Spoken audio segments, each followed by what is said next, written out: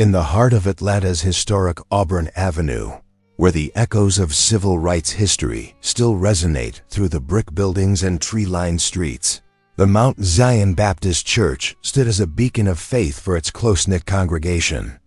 It was here, on a humid Tuesday evening in August 2005, that Elder Marcus Washington and his wife Dorothy prepared their modest two-story home for what would become their final act of service. The Washington family had been pillars of Mount Zion Baptist Church for over 2 decades. Marcus, a soft-spoken man with graying temples and calloused hands from his work as a mechanic, served as one of the church's most respected elders. His wife Dorothy, known throughout the congregation as Sister Dorothy, led the women's ministry. With the same gentle authority she used to raise their 3 children. Together, they embodied the values their community held dear: faith, family, and service to others. On that fateful evening, their home buzzed with the familiar sounds of preparation. Dorothy moved through the kitchen with practiced efficiency, preparing sweet tea and arranging store-bought cookies on her grandmother's china plates. The aroma of her famous cornbread filled the air, mixing with the scent of fresh flowers she had picked from their small backyard garden. Marcus tested the old cassette recorder he always used during home services, ensuring it would capture every word of scripture and prayer for those who couldn't attend. Their children went about their usual routines, unaware that this ordinary Tuesday would mark the beginning of one of Atlanta's most perplexing missing persons cases. Timothy, their 16-year-old son, sat at the kitchen table working on algebra homework, occasionally glancing up to watch his mother's preparations. Grace, 14 and deeply devoted to her faith, practiced piano scales in the living room, preparing for Sunday's worship service. Little Samuel, only 11, played quietly with his toy cars on the carpet, the soft rumble of his imagination mixing with the evening's peaceful atmosphere. Before we continue, let us know where you're watching from, and don't forget to like this video and subscribe to the channel by clicking the icon in the bottom right corner of your screen. Now let's get into the story. As the sun began to set behind the Atlanta skyline, casting long shadows across the Washington's neighborhood, the first guests began to arrive for the weekly home service. These intimate gatherings had become a beloved tradition at Mount Zion Baptist Church, allowing smaller groups of members to study scripture in a more personal setting. Elder Washington believed deeply in the power of fellowship, often saying that God spoke most clearly when believers gathered in homes, just as the early Christians had done. Pastor Jonathan Mitchell arrived first, his silver hair neatly combed and his worn leather Bible tucked under his arm.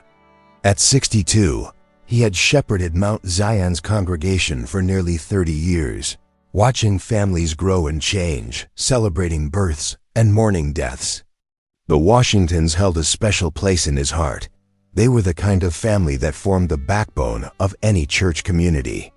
"Sister Dorothy, something smells wonderful in here," Pastor Mitchell said as he stepped into the warmth of their home, his voice carrying the familiar cadence of a man who had spent decades speaking words of comfort and guidance.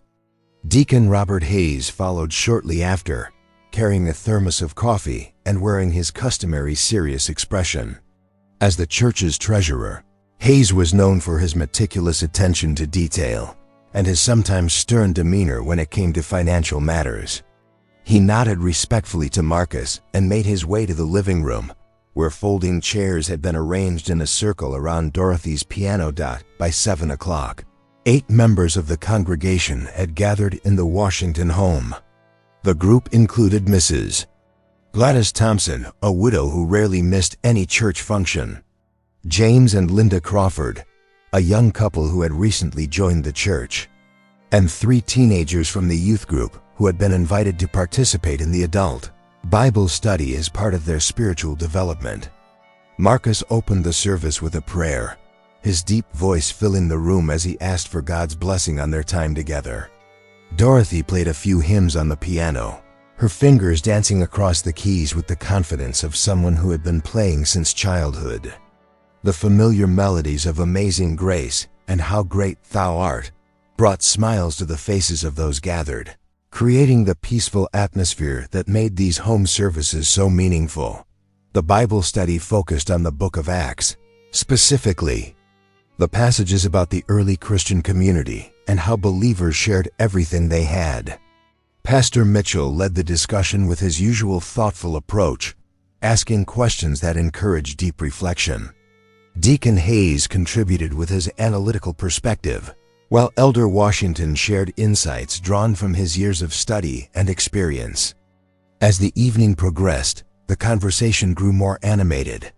The teenagers asked probing questions about faith and modern life, while the adults shared personal testimonies and struggles.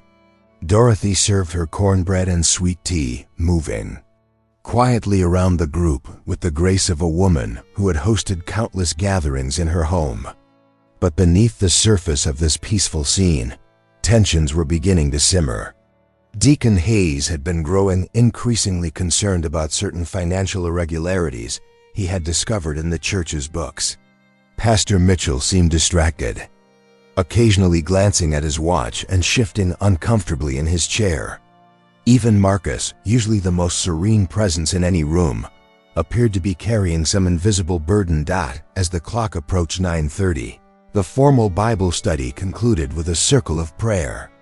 Each person took a turn offering words of gratitude and petition, their voices blending together in the intimate way that only comes from years of shared faith. The teenagers gathered their things and said their goodbyes, followed by the Crawford couple and Mrs. Thompson. This left only the church leadership, Marcus and Dorothy Washington, Pastor Mitchell, and Deacon Hayes, along with the 3 Washington children. What happened in the next hour would remain a mystery for 14 years, until a renovation project at Mount Zion Baptist Church would uncover a cassette tape that had been hidden in the church attic, containing a recording that would change everything the community thought they knew about that night. The last confirmed sighting of the Washington family was at 10:15 p.m., when their neighbor, Mrs. Geneva Price, saw them walking Pastor Mitchell and Deacon Hayes to their cars. She later told police that everyone seemed to be in good spirits, with the men shaking hands and Dorothy hugging both visitors goodbye. The children were visible through the front window, apparently cleaning up after the service. By morning, the Washington family had vanished without a trace, leaving behind a mystery that would haunt Mount Zion Baptist Church and the entire Auburn Avenue community for years to come. Chapter 2: The Discovery. 14 years had passed since that August evening in 2005, and Mount Zion Baptist Church had weathered many changes. Pastor Jonathan Mitchell had retired in 2012, passing the leadership to a younger minister. Deacon Robert Hayes had moved to Florida to be closer to his grandchildren. The congregation had grown and evolved, but the memory of the Washington family's disappearance still cast a shadow over the community. In the summer of 2019, the church board decided to renovate the old fellowship hall and expand the sanctuary. The building, constructed in 1947, needed extensive updates to its electrical system and plumbing. As contractors began their work, they discovered that the attic space above the fellowship hall contained decades of forgotten church materials. Old hymnals, Christmas decorations, and boxes of records dating back to the church's founding. Reverend Michael Thompson, the current pastor, organized a team of volunteers to sort through the accumulated items. Among the volunteers was Sarah Jenkins, a 35-year-old member who had joined the church just 2 years earlier. Sarah worked as an archivist for the Atlanta History Center and had offered to help catalog and preserve any historically significant materials they found. On a sweltering Thursday afternoon in July, Sarah climbed the narrow wooden stairs to the attic, flashlight in hand and dust mask covering her face. The space was cramped and stifling, with decades of Georgia heat having baked the air into something thick and oppressive. Boxes were stacked haphazardly, some labeled with dates and contents, others marked only with faded initials or mysterious abbreviations. As Sarah worked her way through the maze of storage, Her flashlight beam caught something unusual tucked behind a large box of Easter decorations from the 1980s. It was a small shoebox, unremarkable except for the fact that it seemed to have been deliberately hidden rather than simply stored. Unlike the other boxes, which showed signs of dust and age, this one appeared to have been placed recently, or at least more recently than the items surrounding it. Inside the shoebox, wrapped in a plastic grocery bag, Sarah found a cassette tape. The label, written in careful handwriting, read, "Home Service, August 16, 2005, Washington Family." The date sent a chill down Sarah's spine. She had heard the stories about the Washington family's disappearance, whispered conversations among the older members of the congregation who still remembered that terrible time. Sarah's hands trembled slightly as she held the tape. She knew enough about the case to understand that this could be significant evidence. The police investigation had been thorough but ultimately fruitless. The family had simply vanished, leaving behind no signs of struggle, no indication of where they might have gone, and no clues about what had happened to them. She carefully descended from the attic and went directly to Reverend Thompson's office. The young pastor, who had been born and raised in Atlanta, but had only heard second-hand accounts of the Washington family tragedy, examined the tape with growing excitement and concern. "This could be important," he said, turning the cassette over in his hands. "We need to contact the police immediately." Detective Maria Santos of the Atlanta Police Department had been with the force for 12 years, but she had never worked the Washington case. However, she was familiar with it. Every detective in the city knew about the family that had disappeared without a trace. Cold cases like this one were both frustrating and intriguing, especially when new evidence surfaced after so many years. When Reverend Thompson called the police station, Detective Santos volunteered to respond personally. She arrived at Mount Zion Baptist Church within an hour, accompanied by a crime scene technician who could properly handle and preserve the evidence. "Where exactly did you find this?" Detective Santos asked Sarah as they stood in the fellowship hall. Looking up at the attic access dot, Sarah explained how she had discovered the shoebox hidden behind other items, deliberately concealed rather than simply stored. The detective made careful notes, photographing the attic space and documenting the exact location where the tape had been found. "The interesting thing," Sarah added, "is that this part of the attic isn't easily accessible. Someone would have had to move several heavy boxes to reach that spot. It's not a place where someone would casually store something." Detective Santos nodded, understanding the implication. If the tape had been hidden, it suggested that someone had wanted to conceal it but hadn't been able to bring themselves to destroy it entirely. The question was, who had hidden it and why? The cassette was carefully packaged and sent to the police department's evidence lab, where technicians could digitize its contents without damaging the original recording. The process took 3 days, during which Detective Santos reviewed the original case files and interviewed several people who had been connected to the investigation. In 2005, the original lead detective, Frank Morrison, had retired 5 years earlier, but he agreed to meet with Santos to discuss the case. Morrison was a tall, graying man who still carried himself with the careful posture of someone who had spent decades in law enforcement.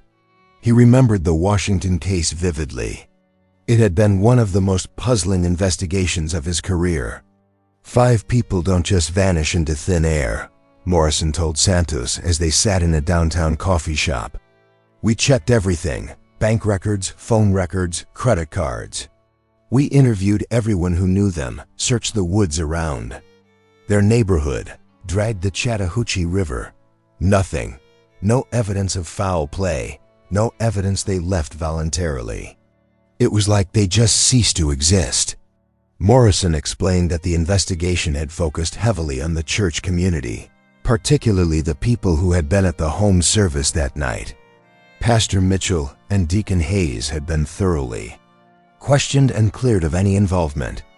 The other attendees had provided consistent accounts of the evening, all describing a normal Bible study that had ended peacefully. The thing that bothered me most, Morrison continued, was that they left everything behind. Marcus Washington had $43 in his wallet, which was sitting on his dresser. Dorothy's purse was on the kitchen counter with her car keys. Inside, the children's clothes were laid out for school the next day. These weren't people who were planning to disappear. Detective Santos listened carefully, taking notes and asking follow-up questions. She was particularly interested in the financial aspects of the case, especially given Morrison's mention of Deacon Hayes's role as church treasurer. "Did you find any irregularities in the church finances?" she asked. Morrison shook his head. "We looked into that angle thoroughly.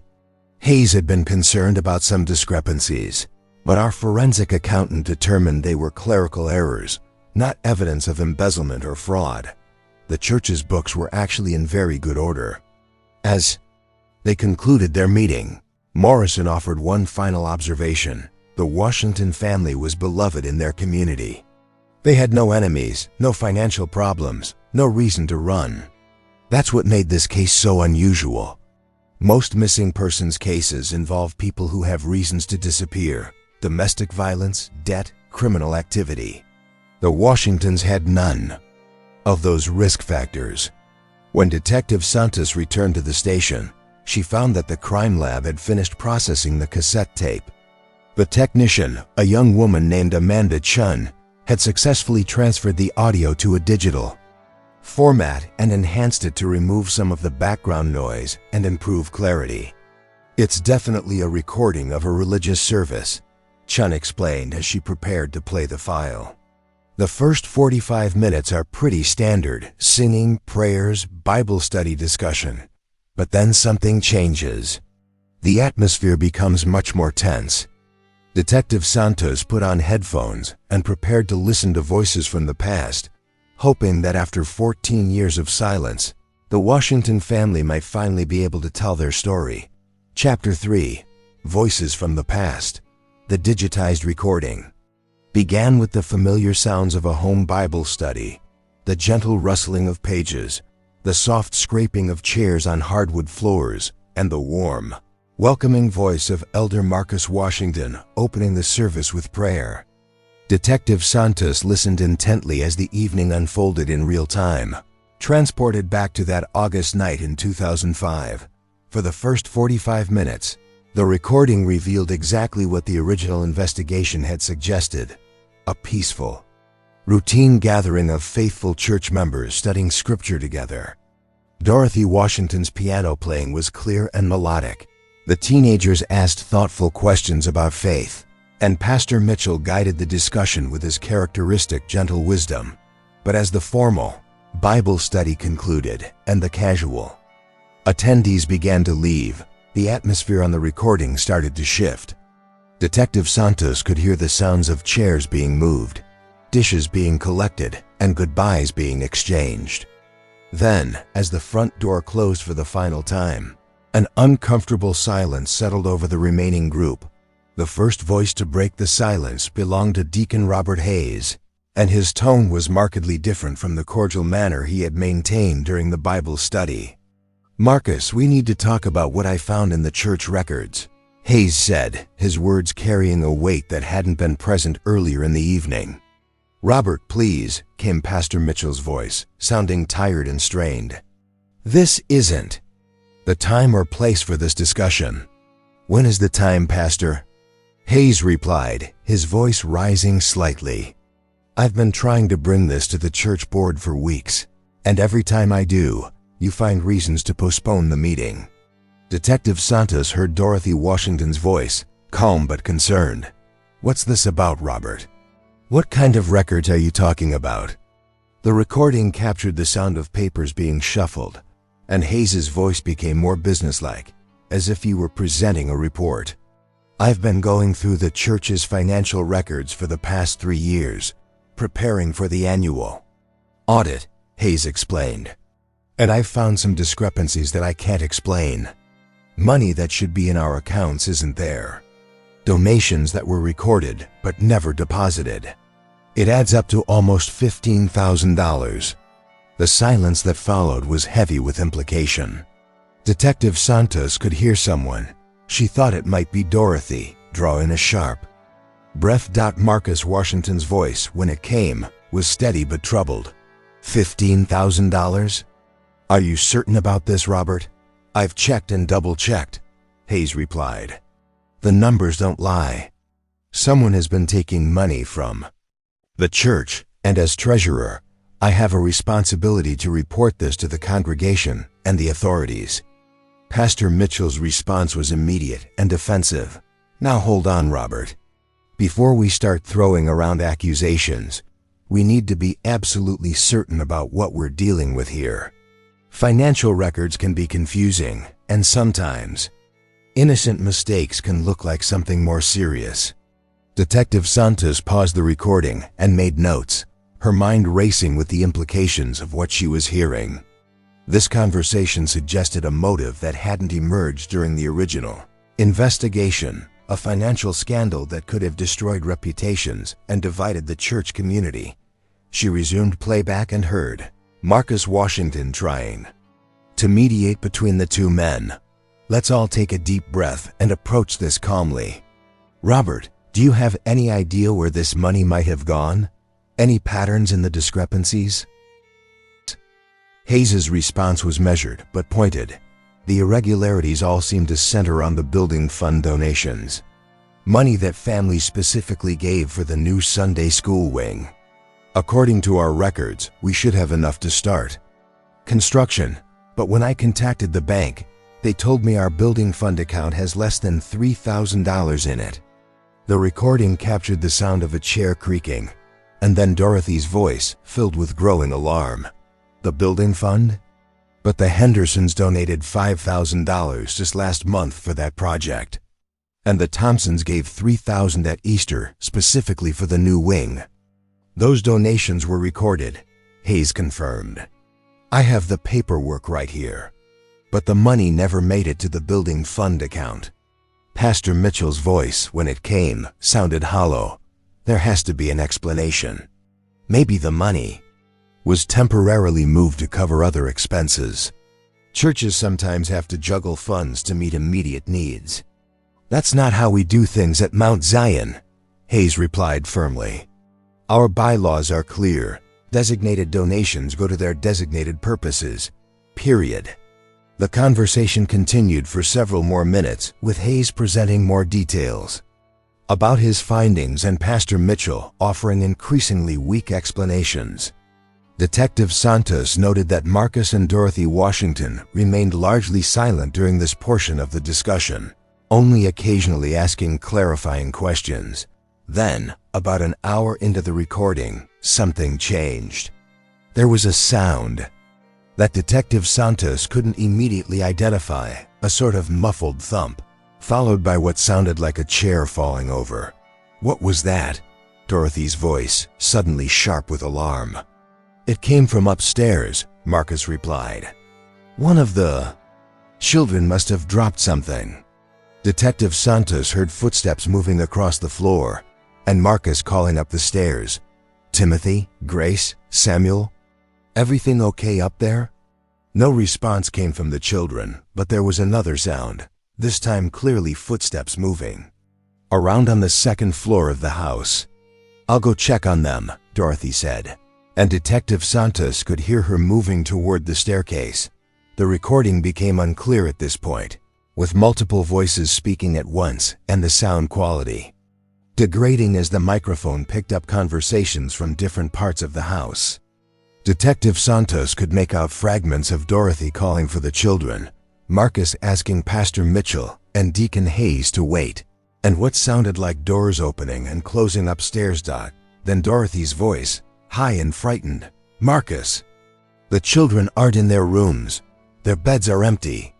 The panic in her voice was palpable, and Detective Santos felt her own pulse quicken as she listened to the crisis unfold. Marcus's footsteps pounded up the stairs as he joined his wife in searching for their children. They have to be here somewhere, Marcus said, his voice tight with worry. They were just here 20 minutes ago. Pastor Mitchell and Deacon Hayes could be heard discussing whether to call the police, but their voices were distant and unclear. The recording equipment seemed to be picking up conversations from multiple rooms, creating a confusing overlay of voices and sounds.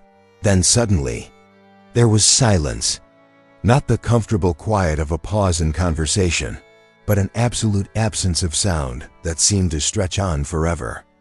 Detective Santos checked the digital file to make sure it was still playing, but the timer continued to advance.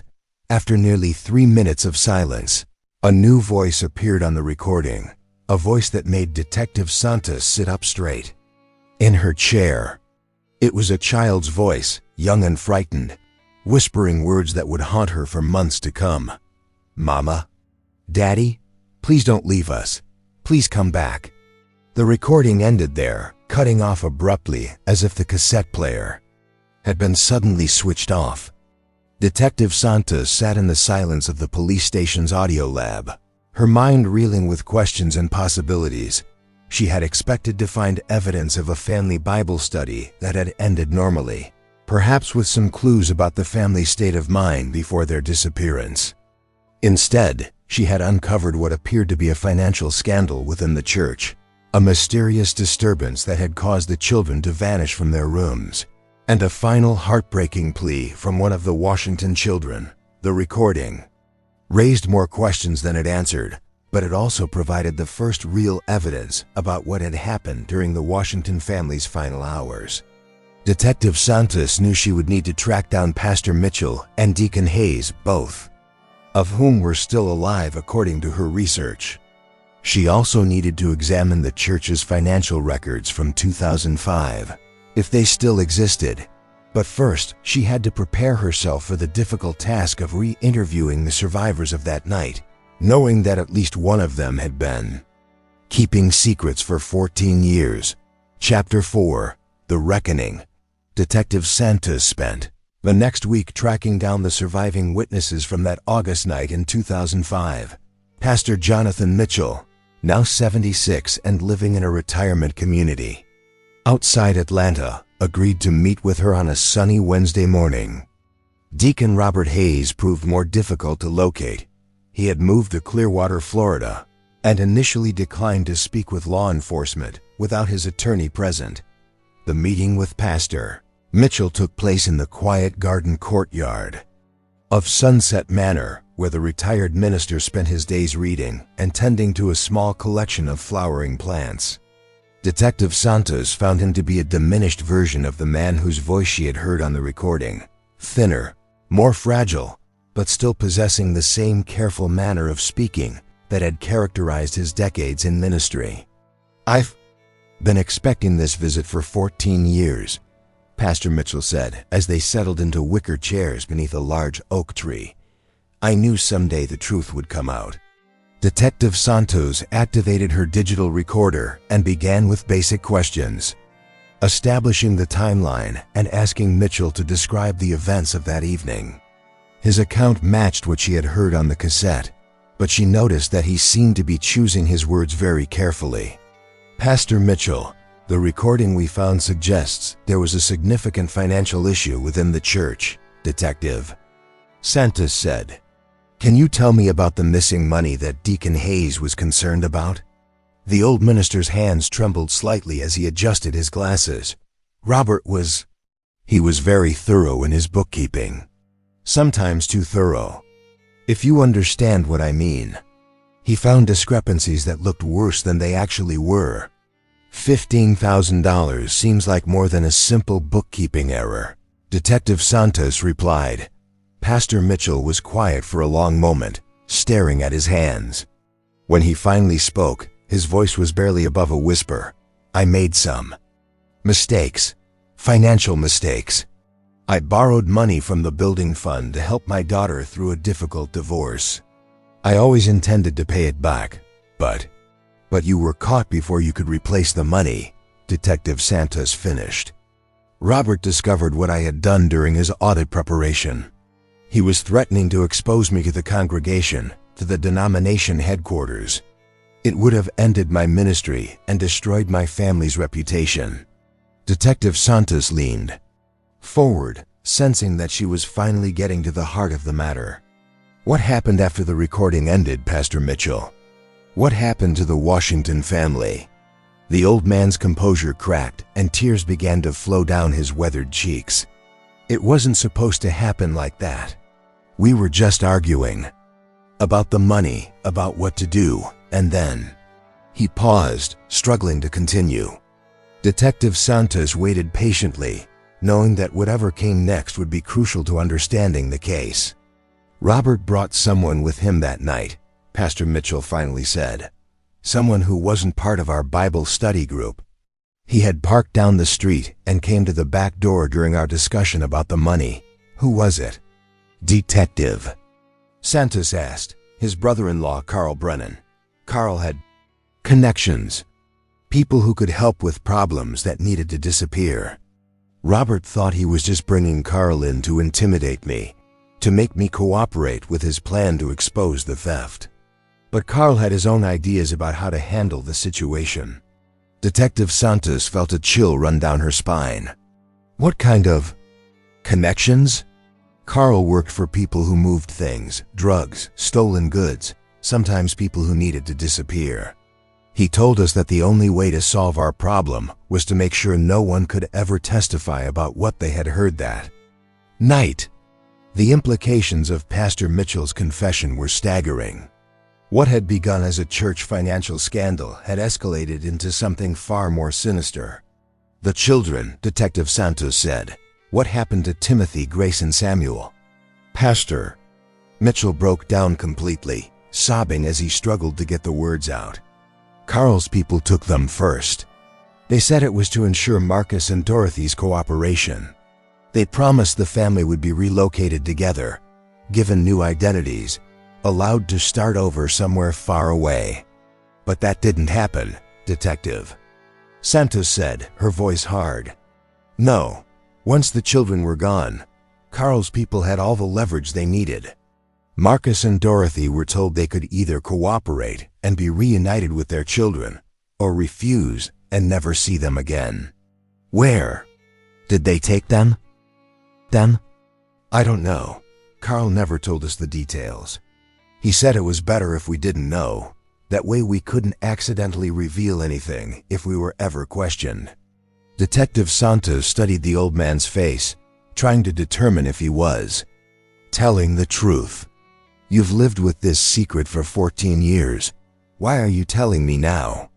Because I'm dying, Pastor Mitchell said simply. Pancreatic cancer. I have maybe 3 months left, and I can't meet my maker carrying this burden.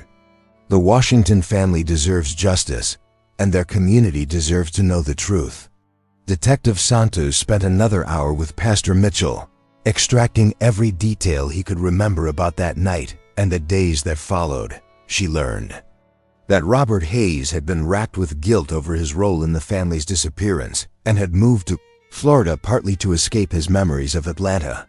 Carl Brennan had died in a car accident in 2008, taking many of his secrets with him. The next day, Detective Santos flew to Clearwater to confront Robert Hayes.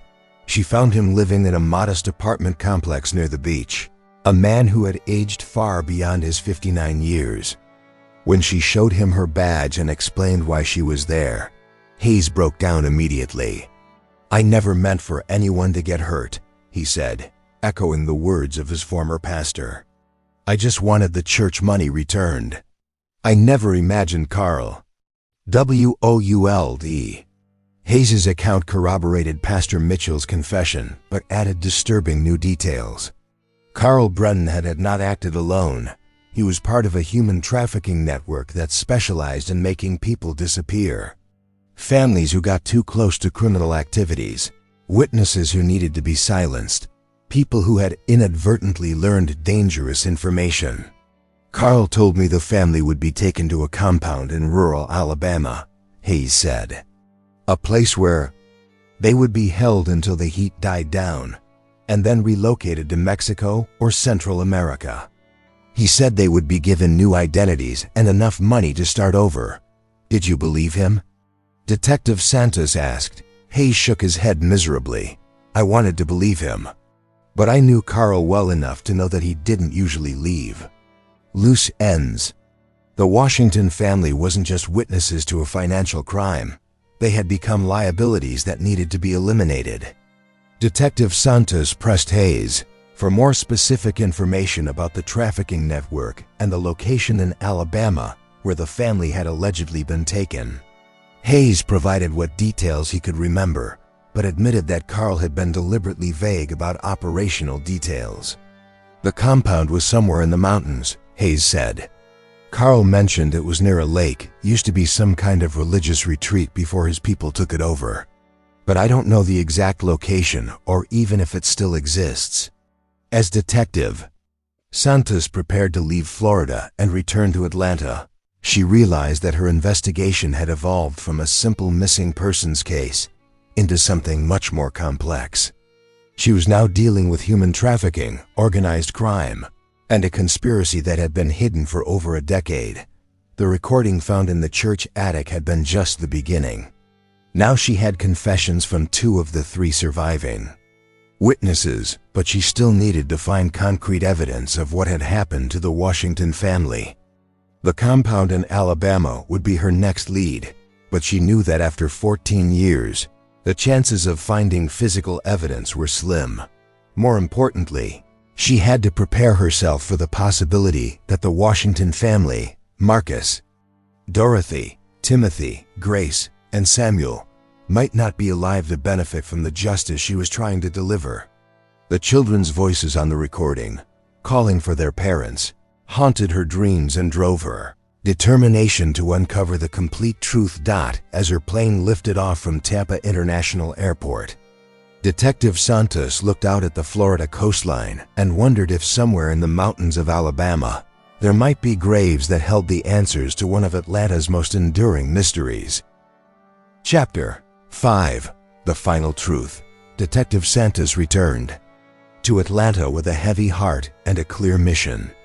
Armed with the confessions of Pastor Mitchell and Deacon Hayes, she assembled a task force that included FBI agents specializing in human trafficking and cold case investigators from 3 different states. The search for the Alabama compound would require extensive resources and cooperation between multiple jurisdictions. The breakthrough came from an unexpected source. Agent Rebecca Torres, an FBI specialist in organized crime, recognized the description of the compound from Hayes's confession. 3 years earlier, federal agents had raided a property in the Appalachian foothills of northern Alabama as part of a larger investigation into human trafficking networks. The raid had been unsuccessful. The compound had been abandoned for years by the time they arrived, but the property matched Hayes's description perfectly. The place was definitely used as some kind of holding facility, Agent Torres explained. As she reviewed the old case files with Detective Santos, we found evidence that people had been held there against their will. Restraints, makeshift cells, personal belongings that victims had been forced to leave behind. The property, located about 30 miles southeast of Huntsville, had once been a Christian youth camp called Camp Redemption. In the 1990s, it had been purchased by a shell company that federal investigators later linked to Carl Brennan's trafficking network. By 2005, it was being used as a way station for people being moved through the underground pipeline that trafficked victims across the southeastern United States. Detective Santos studied satellite images of the property and compared them to topographical maps of the area. The compound consisted of several buildings scattered across 40 acres of heavily wooded land, with a small lake at the center of the property. It was isolated, accessible only by a single dirt road, and surrounded by thousands of acres of national forest. If someone wanted to make people disappear, Agent Torres said grimly, this would be the perfect place to do it. The Joint Task Force obtained search warrants and prepared for an extensive excavation of the property. Ground-penetrating radar equipment would be used to identify potential burial sites, while forensic anthropologists stood ready to examine any human remains that might be discovered. The search began on a cold October morning, exactly 14 Years and 2 months after the Washington family's disappearance, Detective Santos stood at the edge of the property as FBI agents and local law enforcement officers spread out across the compound, each team assigned to search specific areas based on the radar findings. The first discovery came within hours. Behind the main building, in an area that had once been a garden, the radar had detected anomalies consistent with disturbed earth. As the excavation team carefully removed layers of soil, they uncovered a shallow grave containing the remains of 3 individuals. Detective Santos watched as the forensic anthropologist, Dr. Amanda Foster, examined the remains with scientific precision. After several hours of careful documentation and analysis, Dr. Foster made a preliminary determination that would break Detective Santos's heart. "We have 2 adult females and 1 juvenile," Dr. Foster reported. "Based on the size and development of the bones, I'd estimate the juvenile to be between 10 and 12 years old." The age range matched Samuel Washington, the youngest member of the family. Detective Santos felt a wave of grief wash over her as she thought about the 11-year-old boy who had played with toy cars on his living room floor, unaware that he had only hours left to live. As the excavation continued, 2 more burial sites were discovered. The second contained the remains of an adult male and a juvenile estimated to be in their mid-teens.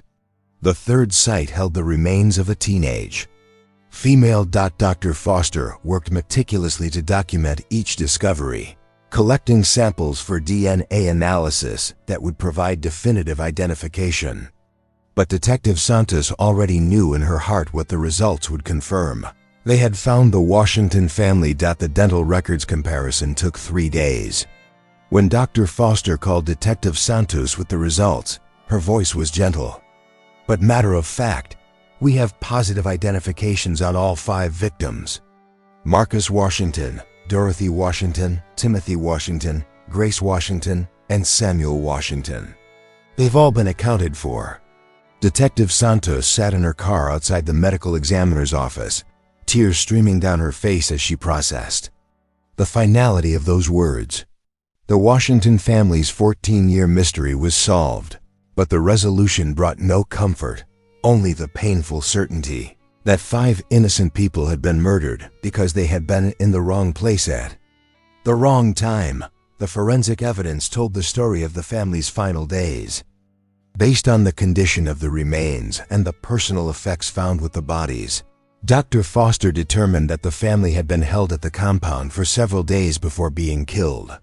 They had not been separated. The burial sites were close together, suggesting that the family had been kept together until the end. "There's no evidence of prolonged torture or abuse," Dr. Foster explained to Detective Santos. "It appears they were killed relatively quickly, probably within a week of being brought to the compound." Detective Santos found little comfort in this information. Whether the Washington family had suffered for days or weeks, the fact remained that 5 people had been murdered because they had accidentally become witnesses to a church financial scandal. The arrests followed quickly. Pastor Jonathan Mitchell, despite his cooperation with the investigation, was charged with conspiracy and accessory to murder. His terminal cancer diagnosis meant he would likely die before facing trial. But Detective Santos insisted that formal charges be filed nonetheless. The families of the victims deserved to see justice pursued to the fullest extent possible. Robert Hayes was arrested at his Florida apartment and extradited to Georgia to face charges of conspiracy to commit murder, kidnapping, and accessory to murder. Unlike Mitchell, Hayes was healthy enough to stand trial, and prosecutors indicated they would seek the maximum penalty allowed under Georgia law.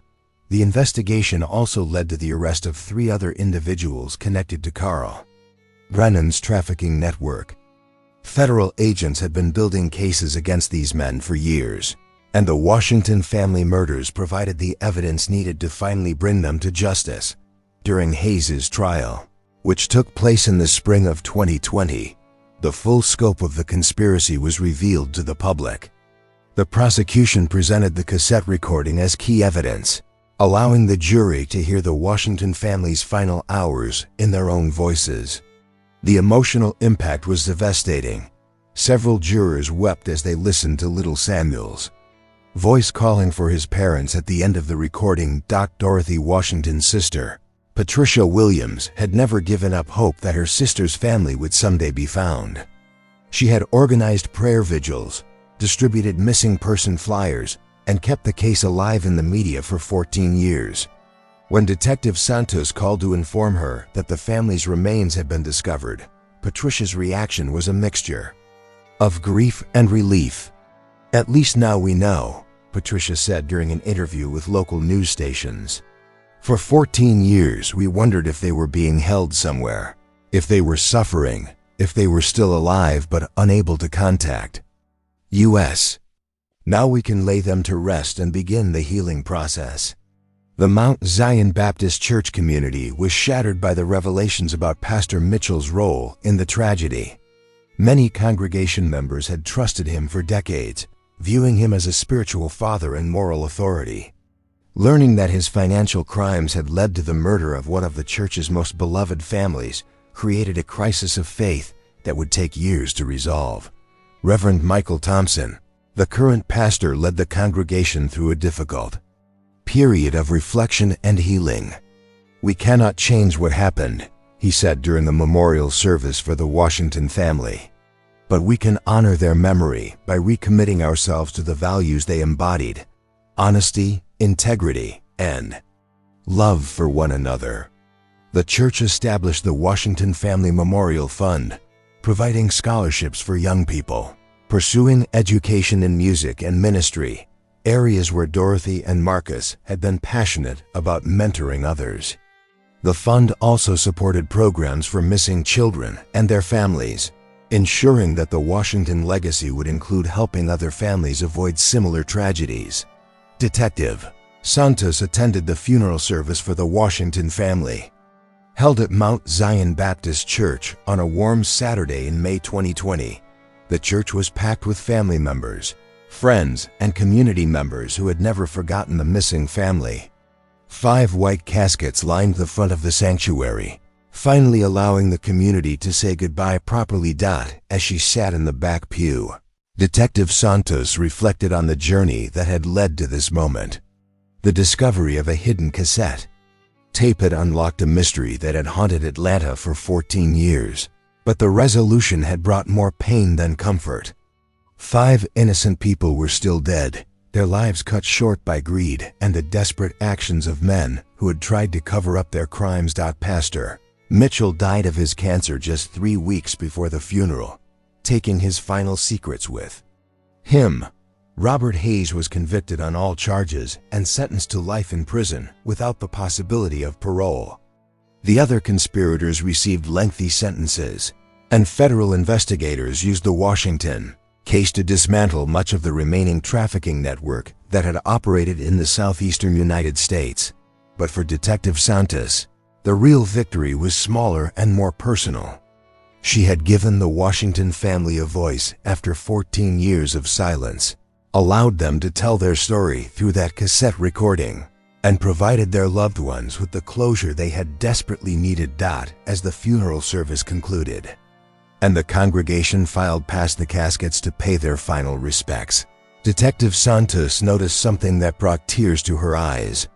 Attached to Samuel's casket was a small toy car, the same type he had been playing with on the living room floor during that final Bible study. Someone who remembered the 11-year-old boy had made sure he wouldn't be buried without something to remind the world that he had been a child who loved simple things and had trusted the adults in his life to keep him safe. The Washington family was finally at rest, but their story would live on as a reminder of how quickly ordinary lives can be shattered by the actions of those who choose crime over conscience. In death, they had become voices for justice, speaking from beyond the grave through a cassette tape that had waited 14 years to tell the truth. As Detective Santos walked out of Mount Zion Baptist Church into the warm Atlanta sunshine, She carried with her the voices of Marcus, Dorothy, Timothy, Grace, and Samuel Washington, a family whose faith had sustained them through their final days, and whose memory would continue to inspire others to seek truth and justice in a world that often seems lacking in both. The case was closed, but the Washington family's legacy would endure, reminding future generations that every life has value, every voice deserves to be heard, and every truth, no matter how long buried, will eventually find its way into the light. Underscore this. Case reminds us of the precious nature of family bonds and the importance of standing up for what's right, even when it's difficult. The Washington family's faith sustained them through their darkest hours, and their memory continues to inspire their community to live with integrity and compassion. If this story moved you, please like this video and subscribe to our channel for more true stories that honor the memories of those we've lost. Your support helps us continue sharing these important stories.